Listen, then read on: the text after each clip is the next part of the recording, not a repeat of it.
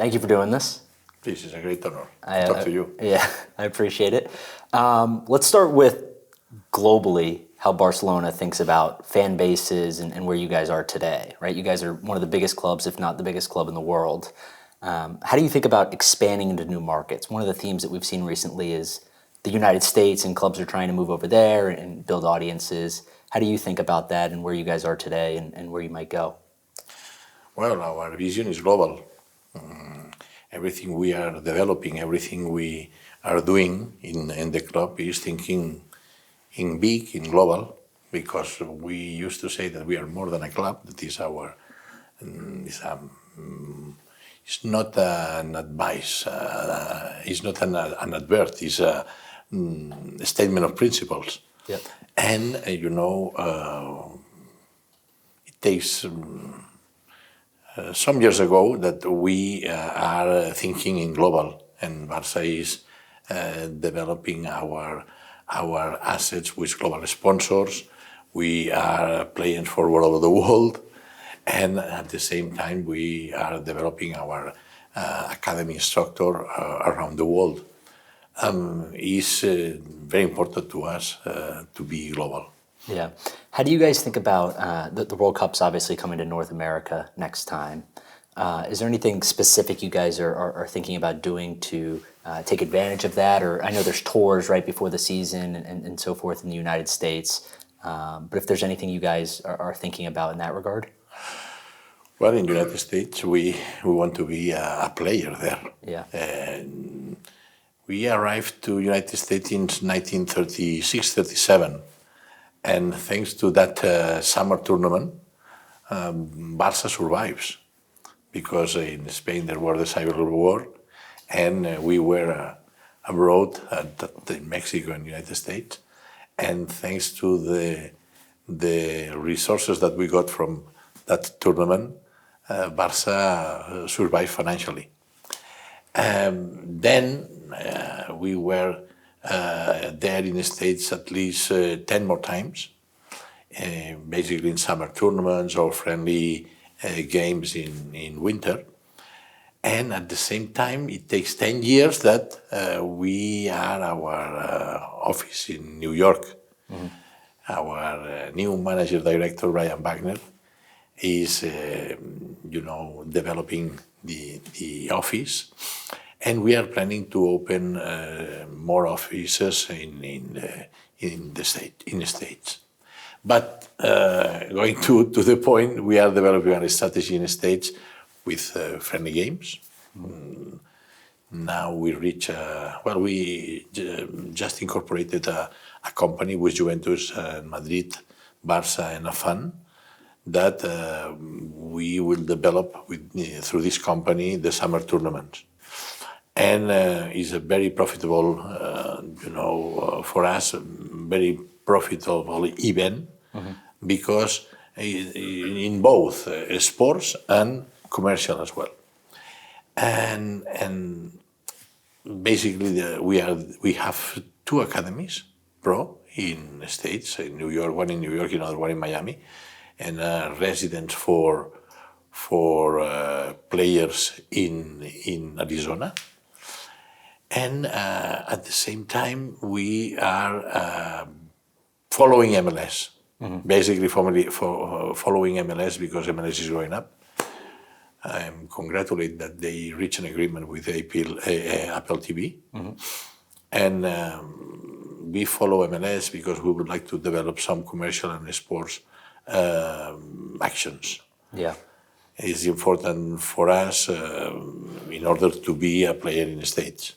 And our foundation as well. One of the things that's been interesting to see from a U.S. perspective is that soccer, football as a sport, has grown tremendously over the past few years. It's, I think a decade ago, probably, it was the fourth most popular sport in the United States. And now it's 4 or 5, no? Yeah, 4 or 5. And now it's the third behind football and basketball. Mm-hmm. And it recently overtook baseball, which was, the oldest sport in America. Well, it's going up. Yeah, so it's going up, to your point. And it seems like that's a theme, right? And with the World Cup coming, it should be another boost to MLS, but also your guys' brand in the U.S. Well, And I told you, we are following MLS. Yeah. It takes a long time that we are following MLS. In my first period as a president from 2003 till 2010, we were in talks with franchise in Miami. Okay, yeah. But we couldn't fulfill at the end. But we focus and we, in order to be a player in the States, we are following MLS because we know that is the way. Yeah. Is the way to, well, maybe some partnerships, we'll see. But by the moment, we are planning to develop some sporting and commercial actions in order to be there. United States aside, football globally has changed a lot over the last few years. Barca has a very unique ownership structure relative to other clubs. We've seen some other clubs are now state-backed, right, and have access to capital or money that some other clubs just don't have access to. And we've seen it in spending now year over year. How do you deal with that unique situation, right? Like, you guys are in a spot where it's just difficult to compete with that. How do you think about that? First, we are proud to be, we are not a PLC. Our club belongs to our members. And we are very proud about this because, put us closer to the community. We are a Catalan club, open to the world, global. And on my view, it's not necessary to be a company to run the club well. I think that the resources that we are getting are the same resources that you can get from if you are a company. It's the same. The most important is the directors. The most important is the capacity of the directors for managing the club. In our case, it takes 123 years of our history that we've been, our ownership belongs to the members. And I'm defending this positioning very much. Actually, is I'm here in the club, and I've been elected in the club in order to keep this shape of property. To me, it's very important because make us different and put us closer to the community and to the members and to the fans. I don't want a Football Club Barcelona owned by a group of companies or a magnate of the oil or whatever. Do you think that is sustainable, though, right? Because what we've seen is, Barca aside, I think you're very clear about the history and how important that is, and nothing should change. But some of the other teams we've seen, PSG, Man City, we can name a bunch of them, but have access to money and resources that, it's just different now. It's different. It's different because we are talking about the club's estate. Yeah. Or the clubs that are owned by a businessman, and his business doesn't belong to the sports industry. And this is different. When you have an estate behind you, then I think that the competition, the fair play, the financial fair play, and all these rules breach. Yeah. In my opinion, the regulators they have to take care about this because depending on the investments or depending on the actions that these clubs estates are developing, you cannot compete with them. But it's not a matter of property, it's not a matter of ownership, it's a matter of the rules that rule the football, the soccer. Yeah. The Super League has been brought up a bunch of times.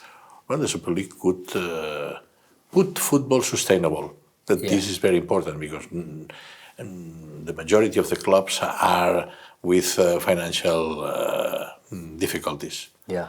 And on my view, Super League must be more power to the clubs in order that we arrange the competition Of course, that if there is a regulator that wants to sit on the table, that to have a seat on the table is an option, because we have to create some dialogue with the regulators.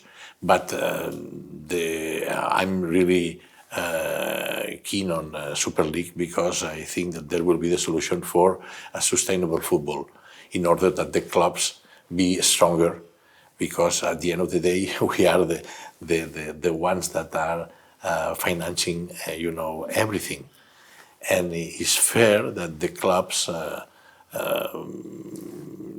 the power. Super League, there will be a resolution of the court in Luxembourg next April or May, and I think that the resolution will be, after the resolution, will be possible to organize a competition in Europe, because our theories, or we are defending the free competence. It is one of the pillars of the European Union, and I'm confident that we will win. Insist, it will be a competition that will not closer, like NBA will be different. My view must be different, because the history of football in Europe is different than in the sports in the United States. But at the same time, I know that financial institutions very strong, they are interested into finance the biggest competition of the football world, and they need to have the rules consistent. And it's the reason why we are promoting the Superliga. To me, but could the Super League succeed without English clubs? Yes. You think so? I think that there is a first step, because when I arrived this second period of my presidency in Football Club Barcelona, the negotiations to set up a Super League were done with the English clubs. But it happens, political issues, that at the end the English clubs cannot be in the Super League how was arranged. And now I think that after the resolution of the court, there will be a Super League in continental Europe that will compete with Premier League. But nowadays, the European leagues cannot compete against Premier League. Yeah. It's a matter of resources. Some people say that is already the Super League, right? The idea that they already have the money. It's a Super League, but it's not enough, because without Barca, without Real Madrid, without Bayern Munich, and without PSG, or without Italian clubs like Juventus, like Milan, Inter, it's not a Super League. It's not enough. Yeah, money-wise it may be, but just money-wise. Just money-wise. Not name recognition. No, and then my view is that there will be a Super League. In the first step, there will be a Super League in continental Europe with the best clubs of Europe. Hope that UEFA will be agree and will be a member of this organization, because we will have one of the most attractive competition of the world. And we will compete with Super League, with Premier League, and the second step will be combine them. The merger between combine both Premier League and Super League. Yeah. Actually, the English clubs, the big English clubs, are still interested in Super League, because now we just resist Madrid, Juventus, and Football Club Barcelona, but there are a lot of European clubs, relevant European clubs, and British clubs that they are interested in. Still in the Super League. You think it was just fan pushback that made them back out, basically? The fans, I think that they won an attractive competition. Yeah. And they want that their clubs can compete in the equal conditions. And the fans are the most important in football, of course, but they want quality of football. And the way to follow football, or to see football, or watch football on TV, and now is different. The young fans they want more. They want more experience, more exciting, more technology, more modern spectacle. And I believe that with a Super League well organized, like we are arranging, I think that we will satisfy their wishes. You could do it, yeah.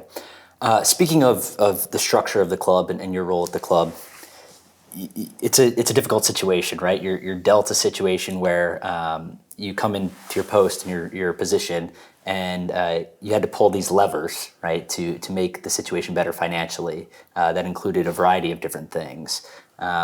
Some people have said that's a good idea. Some people have said it's a bad idea. I'm sure you've heard both of this by this point. How do you think about that decision and the idea that you may have to bring on partners or sell things off or do different things to relieve your financial position and make the club healthier? Well, we are a club that this season we will get 1.2 billion euros as revenues, and we will have profits for 274 million euros. It's true that we are rebuilding the club, and we had to reach some deals, and that we had to sold 25% of our TV rights, and thanks to Sixth Street that they invest in this business, and we got 686 million euros for this deal. I mean, Barça generate the attraction of the investors because of our history, because of the players that we had, the players that we have, because our mentality, and because we have strong assets and in facilities, because we are developing the Spy Barça, that there will be the most important project, real estate project in the south of Europe, and the reforming the stadium and developing a campus and a new arena. And, it's a club that is very attractive for the investors. But, the way to invest in our club is different. They cannot get equity because we are not a PLC. They have to be partners in order to develop some unities of business.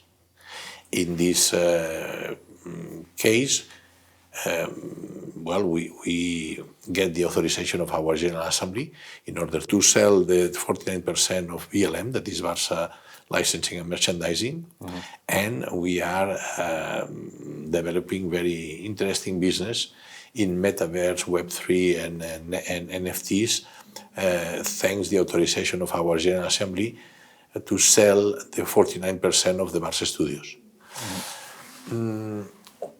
It's a club that fortunately we have a lot of sponsors, a lot of investors, a lot of partners that want to join us in order to live together a life very exciting. That is, this sports industry and entertainment that fortunately Barça is involved in.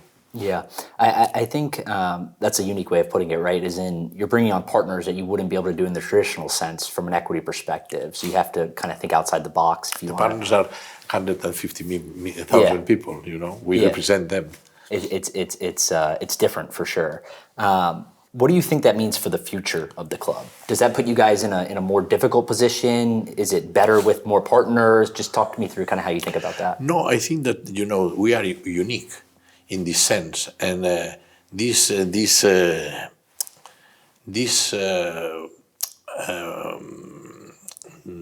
ownership that we have, that we belong to our members, is very attractive for the investors. Actually, I'm a member of Football Club Barcelona, of course, from I was 10 years old. But, I'm the president, being elected by the members, and I represent the members. And this responsibility, this high responsibility, it's a great honor to be president of Football Club Barcelona, but basically it's a great responsibility because I'm managing the assets and the emotions of 150,000 people and 400 million of the world. Yeah. about 400 million fans that we have in the world. Yeah.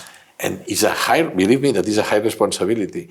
And I think that for the investors, when they know this, they put in value, and to me is a value a deed that we have as a club, and as a business that we are developing. How do you deal with that? The idea that you're the steward of 400 million fans, right? And you're in a position where you're able to make good or bad decisions, basically, for the club, for hundreds of millions of people. It's not easy, I imagine. It's a matter of love. Yeah. It's a matter of love, because if you love Barca and you love this feeling, and I think it's not complicated, but it's a high responsibility, and I try I'm a man with principles, with ethics, and I try to do my best in order to make the fans happy and proud of our club. All right, I got a couple more questions for you. One, we're in the stadium right now. We're in a room off the stadium. The stadium is being renovated. Mm-hmm. What will that do for the club? Just talk me through the project, why you guys are doing it, what you think it'll come of, and how that will improve the club long term.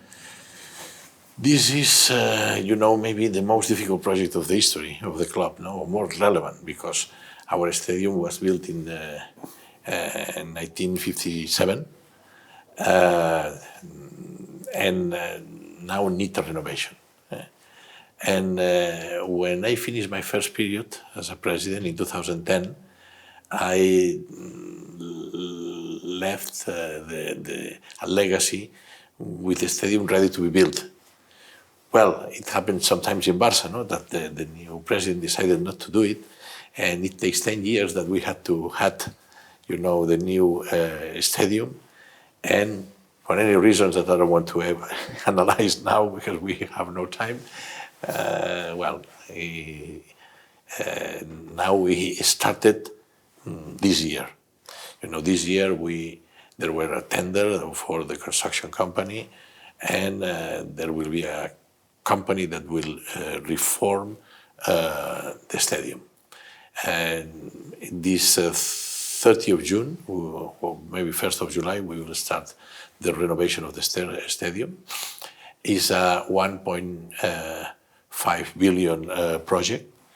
It's very exciting because we will have maybe the best stadium of Europe. And we are very, very ambitious in this sense because we will be comfortable, secure, commercial, and we are really very, very exciting.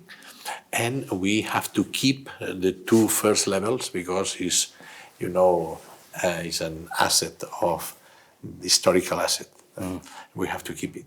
We renovate we demolish the third level, we rebuild the third level, and we cover the stadium. And I'm sure that our members and our fans will be very proud about this new stadium, Spotify Nou Camp. But in addition, we have to develop a campus around the stadium with it will be very sustainable, there will be diversity and, very modern, and there will be a new downtown of the city. Because it's not just a project of Football Club Barcelona, it's a city project as well. And the new arena will be spectacular. Yeah. I had some visits in the States, and there are a company that now we signed an MOU. They have three months to make a proposal, and we are, very happy to work with them because they are experts in arenas, and I think that there will be an arena very, very commercial, very spectacular, and we will play basketball because that Football Club Barcelona, we say that we are more than a club because we are a multi-sportive club. We have a professional basketball, handball, futsal, roller hockey, and we have our women's team that we are very proud. Yesterday we were in Paris because our player Alexia Putellas got the best award as a FIFA best women player of that year. And well, we have to destinate our revenues to all these sports that our fans are very proud about this, because most of them we've been European champions many occasions, in many times. And well, we are more than a club because we have a foundation that is a holistic foundation in the States. When we talk our strategy in the States, the foundation is very important as well, because we reach a global alliance with UNHCR for the refugees. And our foundation is basically destined to three aspects. That is education and protection, health and emotional well-being, and community actions, like this one that we are developing with the UNHCR, with the refugees in Uganda, in Malaysia, in Turkish, and in Colombia. I've been there recently, in Arauca, in a refugees camp. But, we are proud about these values. We are proud about the solidarity projects that we are developing with our foundation, that actually the foundations get, of course, resources, revenues from the club. And I'm very proud because specifically 1% of the salary of the players, the professional players of our club, is destined to the foundation in order to develop programs helping children and vulnerable boys and girls. This is Barça. This is Football Club Barcelona. We are more than a club. And I'm very happy to have this interview in order to promote our image in the States, because for us is a very important market. Yeah, one of the things I'm curious about is we've seen other sports leagues and teams put a priority on developing their stadium or the location of their team to have other events, right? So they do. A good example is a lot of the U.S. stadiums, they move the field and they have concerts, or they do stuff like that. Tottenham has the NFL come in there and other things like. Is that something you guys thought about or have thought about or want to do? Well, not. Well, the stadium will be concerts for sure. Yeah. And we had with this one as well. I want to see the NFL come here. Yes, we will. You are more than welcome. And, like was Springsteen, and you too, and a lot of singers and bands. But now we are planning a new arena for 20,000 foremen, or bigger than that. And in order to organize the Final Fours, we need to be more than 15,000 seats, but we are planning to have one around 18,000 in order to organize concerts and well, to have a space of the city that will be appropriate to develop these events, the big events that our city, as a city as Barcelona, is necessary for our city, because it's a city that is in the map of the world, and we need to give some special offers and some interesting events. And at the same time, there will be more VIP areas in order to get profits on the stadium. It's very important, nowadays the commercial of the stadium. There are some companies that are interested in develop, the VIPs and the food and beverage of the stadium. And well, we need this in order to increase our revenues. Practically, we will double the revenues from our stadium with this project. And we are quite, we are more than happy to get a deal that the guarantee for developing this real estate project, there will be the incomes that we are planning to income after the stadium will be built. It's the only guarantee that we put into practice. That for us is important, because there is not assets that guarantee, this project. The investors trust in our strength to generate this amount of incomes. Nice. I have one last question, and I have to You are a ask. JP Morgan man, and you know more than me. No, not at all. You're in charge. No, you're in charge. All right, last question. And a bunch of people ask me this, so I have to ask you. Do you foresee any situation where Messi returns to Barcelona before he retires? Messi is the best player of the history.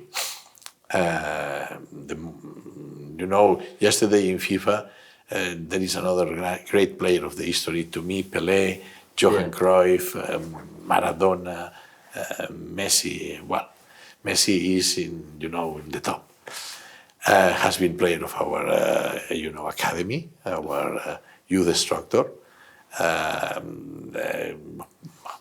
Has been the most important player of Football Club Barcelona of the history, and I'm thinking what I was going to say. What I have to answer. You're going very political here. No. I don't like to be political, but I have to take care about this because Messi is player of PSG. I have to respect his club and respect himself. Mm-hmm.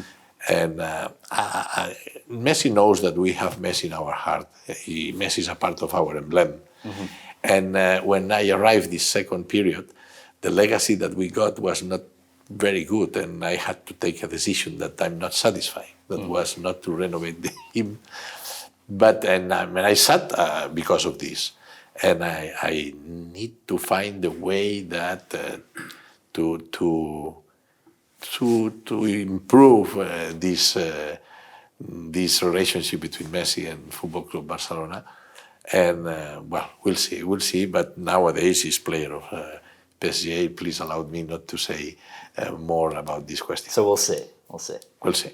Okay. Thank you so much for doing this. He has the doors of Barca. He knows open, because he is a part of our emblem. But we have to respect that he's a player of Paris Saint-Germain, and now he is in a great moment because Argentina won the World Cup. That we were supporting the Argentina because of him. All of culés, all of Barca fans, we were supporting Argentina in this sense because we wanted that Messi being recognized as this title that was very important for him because he won everything and he needed to win the World Cup and he got it. We are very happy. I think everyone was happy for him sure. to see that. Thank you so much for doing this, though. Okay, I appreciate it. I've had a great time here in Barcelona, so thank you for the hospitality. You have to stay more time, at least to attend a match. I know. I'll be back at some point. Okay. Maybe when the stadium's renovated, and we'll come watch the game. Great. You are more than welcome. Thank you. All right.